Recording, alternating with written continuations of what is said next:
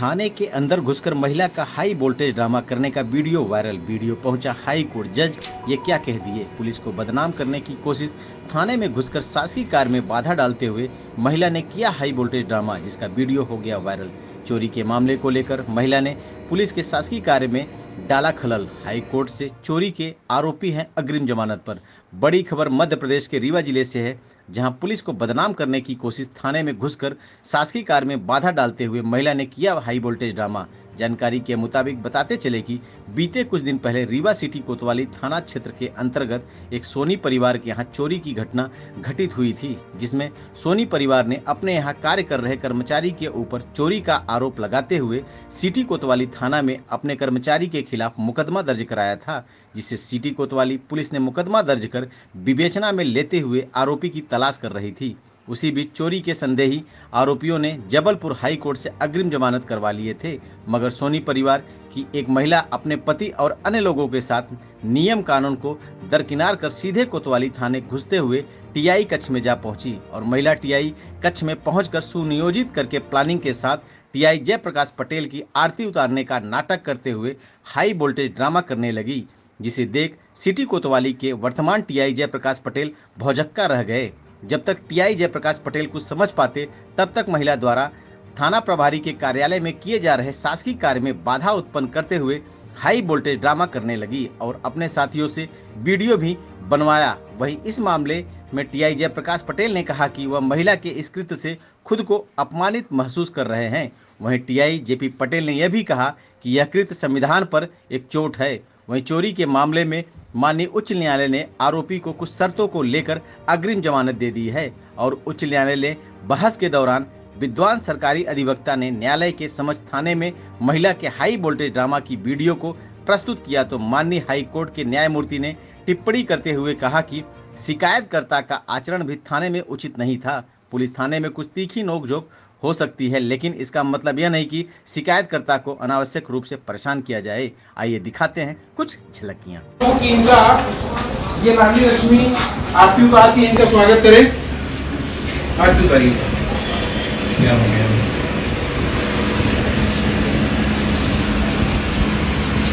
आरती उतारिए।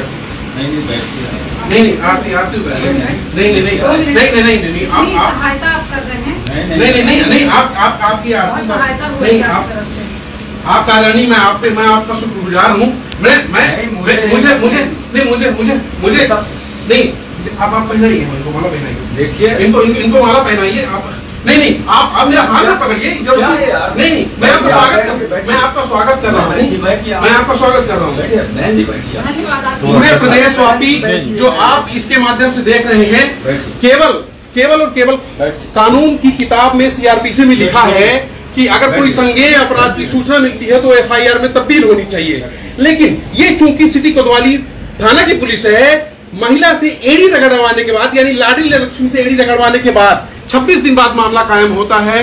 और दूसरी बात, 408 के अपराधी को 4 महीने बीत जाने के बावजूद भी जब गिरफ्तार करने की बारी आती है तो ये कहते हैं कि मामला की विवेचना करनी पड़ेगी।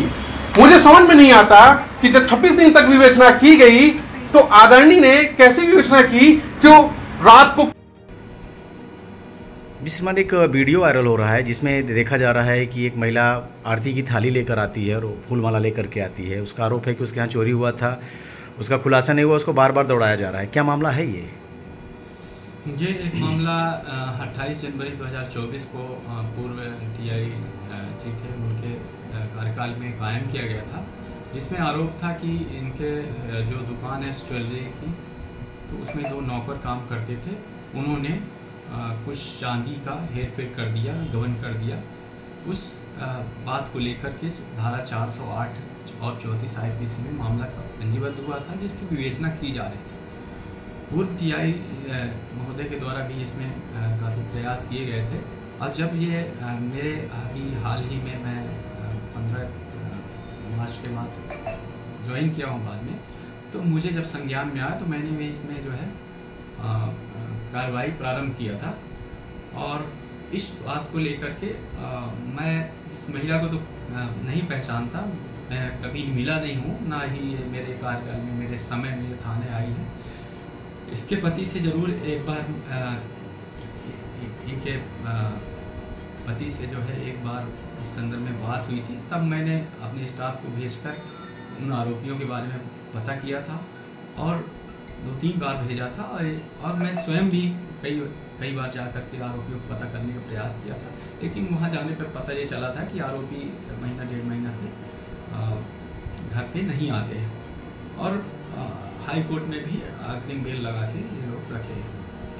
तो उसकी विवेचना कंटिन्यूअस जारी थी और हमारी तरफ से सार्थक प्रयास किए जा रहे थे।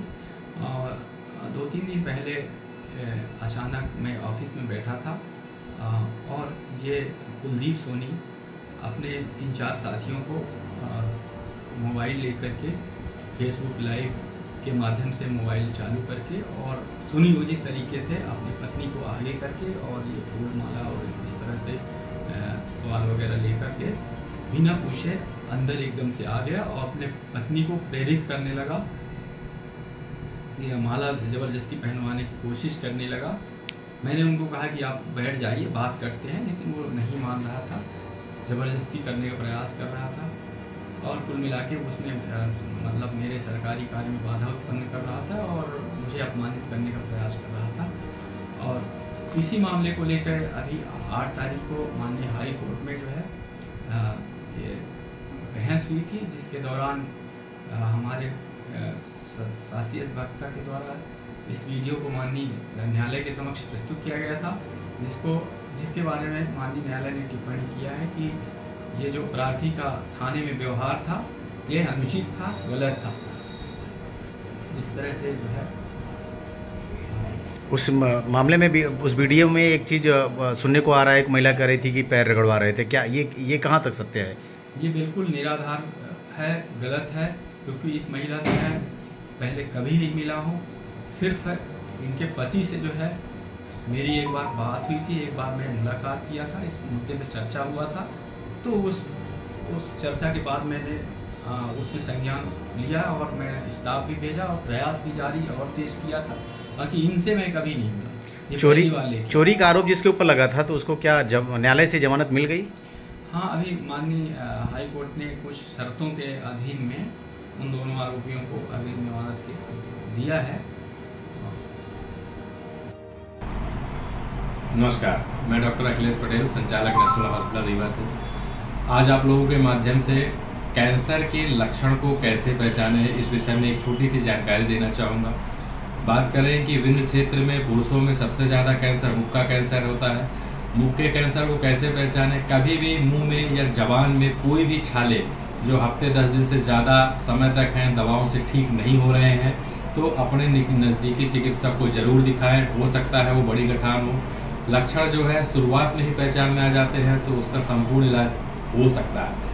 दूसरी बात करें महिलाओं में, तो महिलाओं में विंध्य क्षेत्र में बच्चेदानी का कैंसर और ब्रेस्ट छाती की गठान का कैंसर सामान्यतः पाया जाता है। उसमें अपन बात करें लक्षण क्या आते हैं, तो छाती में यदि किसी भी लेडीज को, यदि वो 30 साल या 35 साल से ऊपर की है, कैसे भी असामान्य गठान छाती में महसूस होती है तो अपने नज़दीकी चिकित्सक को जरूर दिखाएं। वो सामान्य या असामान्य या कैंसर जैसे भी बीमारी हो सकती है। और महिलाओं की दूसरी जो सबसे बड़ी बीमारी है वो होती है बच्चेदानी का कैंसर। बच्चेदानी का कैंसर अमूमन 40 वर्ष के ऊपर की ही महिलाओं में पाया जाता है। उसमें असामयिक तरीके से रक्त का स्राव या मावात का जाना, ये उसका प्रमुख लक्षण रहता है। तो यदि किसी भी महिला को असामान्य रक्तस्राव और मावात जाने की शिकायत लगातार बनी हुई है तो अपने नजदीकी चिकित्सक को जरूर दिखाएं। ये हो सकता है कि बड़ी बीमारी हो। समय रहते यदि इसका पता लगा लिया गया तो इसका इलाज पूरी तरीके से उपलब्ध है। और ये इलाज हम नेशनल अस्पताल रीवा में आयुष्मान, ESIC एवं विभिन्न सरकारी योजनाओं के द्वारा निःशुल्क उपलब्ध कराने के लिए संकल्पित। नमस्कार।